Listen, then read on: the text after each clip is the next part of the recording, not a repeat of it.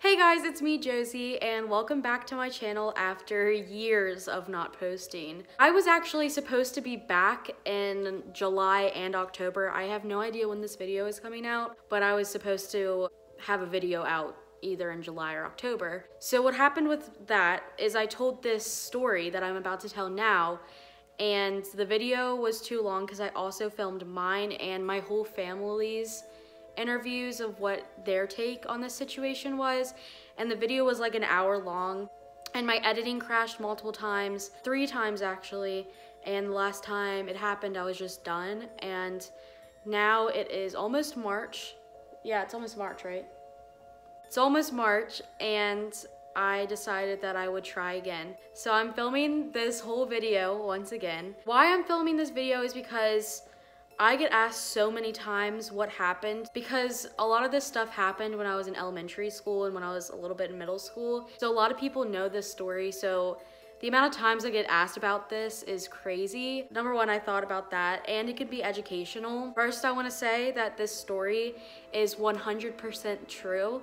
I would not be making this video for no reason. I have proof. The amount of stress that it put on my family and me was insane. I would not be doing this just because I want views or something like that. In this video today, I'm just gonna be filming my part and talking about some of my families. And if you guys like this and share it and really are interested in it, I will film my family's reactions again and like interviews, possibly be more parts because of how wild this story is and how it's just a continuous story. Obviously, I'm not in that house now. I probably wouldn't be telling this story if I was in the house still. So yeah, let's just get into it. Whenever I was 7, I had my first encounter with the girl that was living in my house. It was my 7th birthday. I remember it vividly. I was wearing a Minnie Mouse dress, and I was really excited because it was my birthday, and I hadn't seen my dad since morning time. And he was coming home from work, and I heard the garage door open, so I ran into my dad's closet and I saw a little girl in there. Like, I thought that this was an imaginary friend because I did have imaginary friends back in the day, so that's what I thought it was. My dad came into his room, I jumped out and surprised him, and when I turned back around, the girl was gone. I told my parents this story, but I was so little that they probably thought it was an imaginary friend like I did. So that's really the first encounter I had. Laying in bed at night, I would have her standing over me. She would ask me if I wanted to play, and she would tell me to play with her or she would kill me. I started to become scared, and I told my parents about it, and I found out that there was such things as ghosts and spirits, so I was scared. And I told my parents, and they kind of brushed it off like it was nothing. They're like, no, like, that can't be true. Like, you're crazy, basically. I'm not gonna tell every single one of my family members' stories. I'm just telling the stories I want to tell, okay? And my parents first found out and really believed me. My dad had the first ever iPod Touch, and he always let me play with it. I was the one that downloaded, like, makeup games and Barbie games and played. So it was on me that it was gone. And I told my dad, I was like, it was in the living room. Like, I don't know what to tell you. He was so mad at me, and he looked under, around, everywhere in this living room. And I will insert a picture of the living room here. It was always very clean. We only sat in there, like there was no TV. We didn't do much living in there. You would have known that there was something in there. So my dad literally picked up the couch and moved it into another room to try to find his iPod. It wasn't there. Me and my dad joked like, ghost, like if you have it, put it back where it was. And we're just joking around and laughing about it. And then we ate some dinner. We came back to sit down on the couch, and the iPod was sitting right in the middle of the floor. My dad finally was like, wow, like there's something here. And my parents will tell you, and if we have another episode, that they never liked to tell each other what happened because they both thought they were crazy. So they never talked about their experiences together. And We just recently started telling each other about this because it was like a hush-hush thing. We never really talked about it. When my parents were laying in bed at night, they heard like, "Mommy, Daddy," and like it would wake them up at night. And I'm not gonna tell their stories right now. It would just wake them up at night, and they had so many encounters, but they still didn't want me to believe that there was something wrong with the house and that there was a ghost in there. I was still oblivious. I still had all this stuff happening. Around this time, I got an American Girl doll. I still have it. I'll insert a picture here of her. She would be moving around the house. A lot of my toys used to move around the house, but it was most importantly my American Girl doll. She would be downstairs. She would be in my mom's room, my dad's room, the kitchen. It would be in so many weird places, and my parents were always like, "Josie, like, stop leaving your toys everywhere." And I'd be like, "That's not me." I think they knew that, but they didn't want to admit it. Around this time, my sister was a preteen teenager, so she liked posting pictures on Facebook. One day, she was taking a selfie in the mirror of our hallway, and she posted it to Facebook, and about a year or so later, she was looking at her profile pictures and saw that there was a little girl standing behind her in the picture. She screamed when she saw it. Definitely not me. This girl in the background had curly, brown, wet hair and a white dress, and I never looked like that. We did look identical in the face. Parents and my sister always mistaked her for me. In that picture, you can definitely tell that that's not me. There was another time I was in the shower and I got out, and it was my sister's turn to go in, and she walked in and there's like steam on the mirror, and she realized that there was footprints going up the mirror. Now that definitely couldn't have been any of us. Humans don't walk up mirrors, and you can tell that these feet aren't human. They are very long and just not right. Also have that picture. So as you can tell, a lot of stuff happened with water and the bathroom. Like, there's this one time I went to go to the bathroom, and as a kid I never really shut the door. The door swung behind me and shut, and I turned around and I thought it was my sister, but all of a sudden the lights went off, and it was only in the bathroom. So I turned around, I didn't even go to the bathroom, and I start like trying to open the door, and the door wouldn't open. It was completely shut and locked, but you had to lock it from the inside, not the outside. It was unlocked. So I started screaming for help from my sister, and I was like, "Brooke, open the door, like, help, please." I was like, "Turn on the lights," but she couldn't do anything. She was trying to open it. And then my mom was screaming and trying to open it, and finally my dad told me to back up and kicked the door down and got me out of there. But it was one of the scariest moments that has ever happened to me. My parents knew that. So a lot of activity started picking up. My family did some research, and they found out that this girl's name is Elizabeth, which is my middle name, and she drowned around the area where my house was, which explains so much. There's one time where it was my mom's birthday and we got her a metal detector. We were out in the yard just looking for things. We dug up a ancient skeleton key lock that must have been from a house that used to be there. It was just wild. It was so old. We don't know what house was there before this, because that house was around like, our house was around like 13 years old at that time. It wasn't from our house. And my dad said that when he was cutting the grass or doing terrain work, he would always find like old foundation from a house that used to be there. So it was really weird. My cousin Sean and my family, like, he would always come over, and he was like the only one that came over. My cousin Kimmy, she never wanted to be there. She just always had a bad feeling. And a lot of my friends never really came over either because they knew about this. My friends' stories can be a totally different episode as well because there's so many of those. But Sean used to come over, and there was this one time where we were watching So Random, which is a Disney show. We were just watching it, and we heard a little girl laughing. And my parents were at a soccer game for my sister, and I barely had any neighbors. So we knew it was nothing. Plain as day, it was so vivid. I called my mom and I told her, and she told me it was nothing. And this has happened on multiple occasions, and I will not tell those stories. Sean will tell them. But it's crazy. Yeah, I will tell one of my friend's story.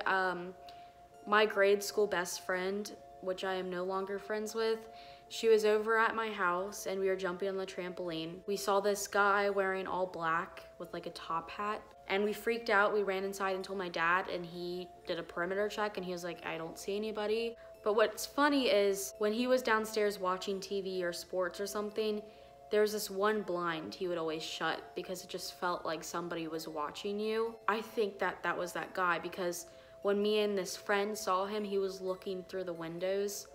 It was just really scary. Then we had a Christmas party, and it was 2012, I think. We were taking pictures like normal people would do, but there was some pictures with the flash on, and there was so many orbs, and they were not dust. You could tell they were bright. You can tell because they didn't show up in other pictures.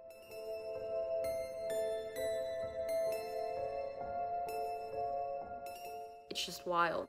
And sometimes if you zoomed in, you could see faces inside of them. One time my dad brought it into work, and you could see a girl standing in the hallway just like dripping wet and just staring at us. The same girl that we've always seen. And there was a lot of pictures like that, but unfortunately my dad deleted them not that long ago because it's not good to keep stuff like that. I still have pictures of orbs. I still have a lot of those pictures, but not the scary ones. Eventually, we got paranormal investigators of Northern Kentucky to come to our house. Started to smell like roses, our house did. We started to have black birds fly into our house, like hit the windows and die.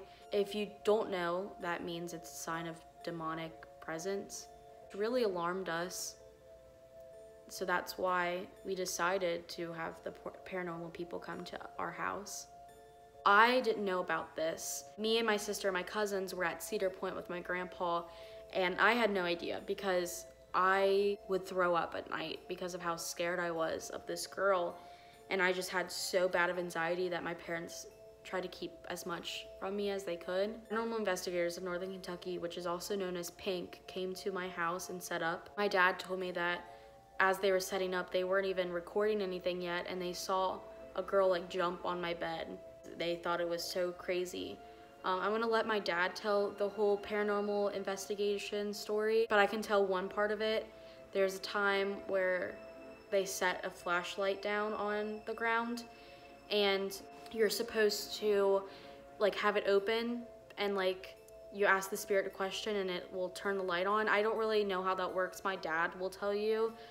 If you give this video a thumbs up. They asked, are you a little girl? Yes or no? No was if the light didn't come on, and if the light did turn on, it was a yes. It didn't turn on. Then they asked if it was a woman. It didn't turn on. They asked if it was a boy. It didn't turn on. And then they asked if it was a man, and it did turn on. So we basically had a whole family of ghosts living in our house, and you can hear more about that story in the next one. Oh, my foot's asleep. Basically, there was a debunker, and she was like, nope, there's no way that this could have turned on. Like, I don't know how this is doing this. And a couple people left that night because it was so scary, and some people quit. They had to like get a whole new couple of people to work for them. That's at least what I've heard. The anthropologist said that that was the scariest location she's ever been to. I mean, I don't know if that's changed or not. After that, we got a priest, and his name is Father Bob. He's a demonologist of Northern Kentucky. If you live in Northern Kentucky, you probably know him. He was my grandpa's friend. My grandpa is no longer alive, but we are still very close to him, and I might ask him to make a video with me. He came to my house, and he definitely said that there is something up with my house. My parents asked him to keep a lot away from me because of how young I was, so it wasn't that extreme. My dad was unfortunately not there. It was me and my sister, my mom, Father Bob, and my grandpa. And I was sitting on my grandpa's lap because of how scared I was. He blessed the house, he blessed me. He told me that she was attached to me, that this little girl was just scared and she was attached to me and she was trapped. He didn't really tell me or my family if it was a demon or not. After that, stuff definitely started to clear up and not a lot happened. So my mom tried to reach out to the paranormal investigators and ask them if like we could have the results back. And they were like, oh, we'll get back with you shortly. We've had a lot of, you know, emergencies with other families. We'll get back to you.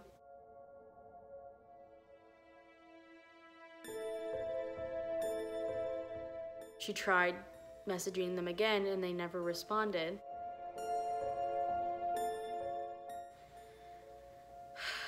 My dad tried reaching out to them too. And finally, in July, I reached out to them to figure out what's going on. If you want to hear what they said, you can like this video. But I didn't know why they didn't get back to us. I was so mad. I wanted to know if there was something in my house. I wanted to know if I was crazy or not, but they never got back to us. So we never got the information, we never got to see the videos, we never got to hear. We never got that stuff that we were supposed to see. They asked us if they could release it publicly before we even messaged them, like when they were at our house. We said no. We were planning on selling the house and we didn't want people to not buy it. So we kept it quiet and that was that. So then we put our house up for sale, and this wasn't the first time we put our house up for sale. Or we tried multiple times. Every time we tried to buy a house, either our loan didn't go through or their loan didn't go through, or something happened. It was just something wanted us to stay in this house. So finally it was moving day, and that day it was so chaotic. All of the energy just came through that day. The pipes busted. And that's so crazy because everything with water just happened. Basically the end of the story. I never went back. My dad did a couple of times. But this girl that used to tell me that she would... I am probably forgetting so much of this story because this is just the bare bones of it. We haven't even gotten into all the stories, and just this is the basic shape of this story. I have so many more stories. My family has so many stories. My friends have so many stories. And if you want to hear about that, you can give this a thumbs up. I'm not asking for much. I just want to know that you guys are interested in that. I might just make it anyway. I think it's very important to hear a lot of the stories. I personally don't like talking about a lot that has happened to me because it still stresses me out thinking about it. But if you guys really want to see that, you can give it a thumbs up. If you want to hear what paranormal investigators said back to me, you can give this a thumbs up as well, because I want to get that information. I want to hear what happened to my house, what was in my house. And if you want to hear more about what happened during the paranormal investigation, you can give this a thumbs up. But as I'm saying, this video is probably not that scary. It gets 100 times scarier than this because of how much stuff has happened. Just know, if you want to hear beyond the basic shape, give this a thumbs up, comment down below what you want to see, and please share this on Facebook, Instagram, Twitter, whatever you want. Share this to your friends. And yeah, I hope to see you in the next video. Bye guys.